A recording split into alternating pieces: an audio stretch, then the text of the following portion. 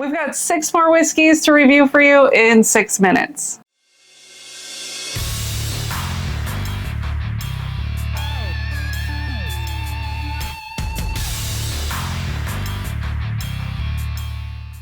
Hi friends, I'm Laura, this is Troy, we're Baker Drinks, and we've got 6 whiskeys to review in 6-ish minutes.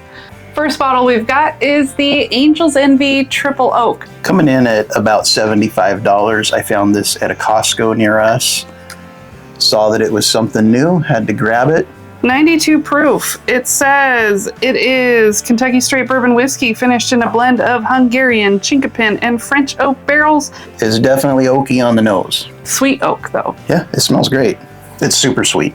That is very sweet. I was going to say the same thing. It is sweet, easy to drink, low proof, simple sipper, kind of nutty as well, which I don't know that I was expecting, but I kind of like that note as well. It's a little bit of spice from the oak on the back end, just a hint of dryness. Yeah, $75. You recommending that? It's a little high priced for what you get.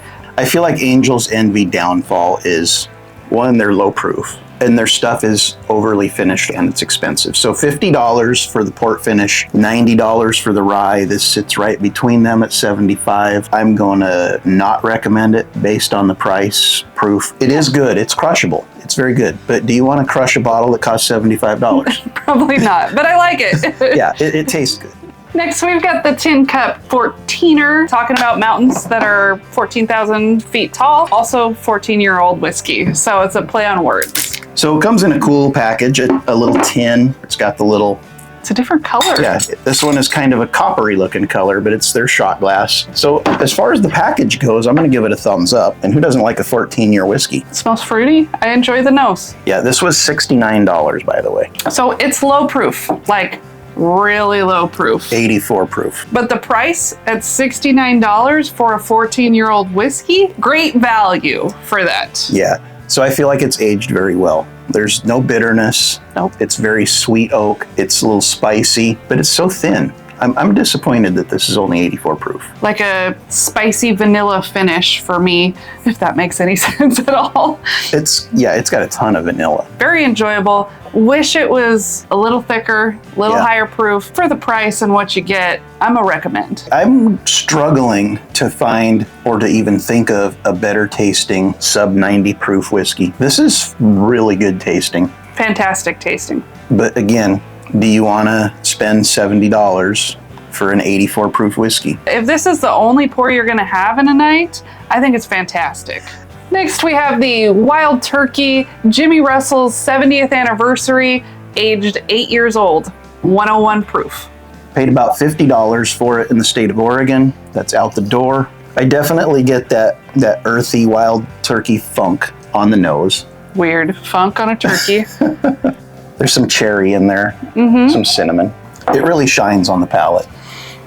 I feel like this was probably destined to be in the Russell line instead of the 101 line. It's definitely better than the Wild Turkey 101, but it is double the price of a 101.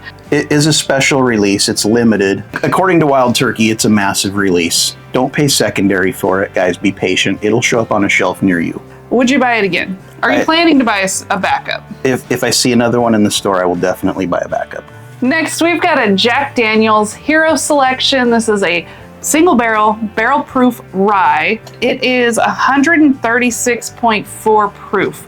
Only released on military bases. They come with nice little dog tags to show them off so you know that they're the Hero Selection bottles. This year they're doing rye, where every other year it was the Tennessee whiskey. Thanks. I was gonna say bourbon. You caught me. It's like candy. It smells like it's got some age to it too, and it's hot smelling. So hand selected by Melvin H. Keebler, a U.S. Navy veteran. That's kind of the deal with the Hero Selections. They're single barrel picks from veterans. So just hyper sweet. I mean, I'm struggling to find rye in this. The best ones are very bourbon friendly.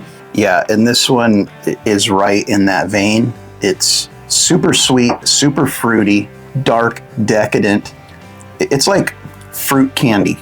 Yeah, oh my goodness. $60 out the door. You happy we got this? Heck yes. Do you recommend this? Yes. Would you back it up? Yes. Is that a good enough review for you? You heard it here first. or second or third, whatever. We like it. Love it. Next, we've got Maker's Mark, the Lost Recipe series, and the archive stave is mocha. They no longer have this mocha stave, and they're bringing it back for this release. It was $67 out the door. Okay. Okay. I'm not mad. This smells real good. There's a lot of flavor in that. It is dark and rich and sweet. Chocolatey. I definitely get a little bit of the wheat funk, but it is so overpowered by that mocha note.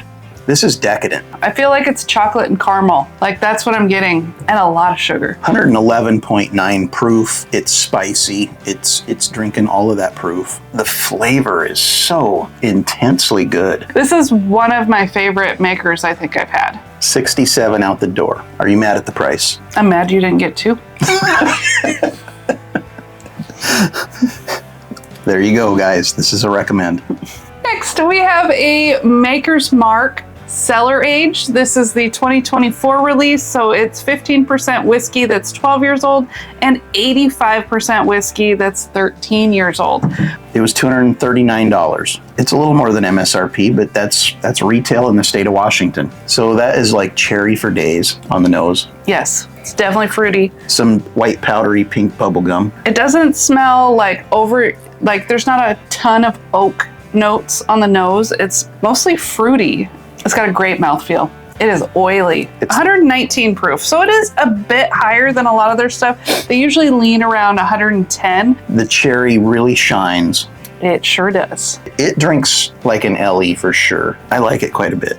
I love it. Probably the best makers I've ever tasted, and you just saw we were loving on the Lost Recipe. But I'm torn because while this is fantastic, you paid $200 more for this bottle than the other one, and I don't think it's worth $200 more than the other one. Not quite 200 more, but this was over $200. That was 67. Would you buy one again?